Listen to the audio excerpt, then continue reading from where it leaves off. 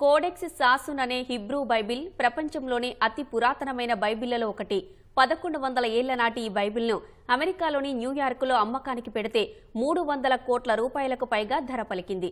చేతితో రాసిన ఈ బైబిల్ వేలంలో ప్రపంచంలోనే అత్యధిక ధర పలికిన రాతపత్రుల్లో ఒకటిగా నిలిచిందని నిర్వాహకులు అంటున్నారు.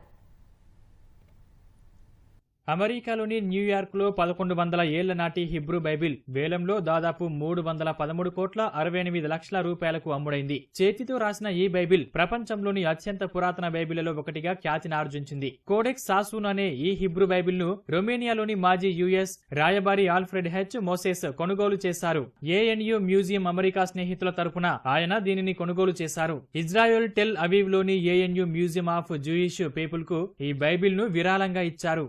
వేలానికి ముందు ప్రపంచ పర్యటనలో భాగంగా గత మార్చిలో ఏఎన్యు మ్యూజియంలో ఈ బైబిల్ ను ప్రదర్శనకు ఉంచారు. వేలంలో అత్యధిక ధర పలికిన రాత ప్రతుల్లో ఈ బైబిల్ ఒకటని నిర్వాహకులు తెలిపారు. రాత ప్రతుల్లో 2021లో అమెరికా రాజ్యాంగం దాదాపు 400 కోట్ల రూపాయలకు పైగా ధర పలికింది. లియోనార్డో డా విన్సీ రాసిన కోడెక్స్ లిసెస్టర్ 1994లో జరిగిన వేలంలో అప్పట్లోనే 300 కోట్ల రూపాయలకు పైగా అమ్ముడైంది. కోడెక్స్ సాసున్ త్వరలోనే ఇజ్రాయెల్ కు శాశ్వతంగా తిరిగి రానుందని నిర్వాహకులు వెల్లడించారు.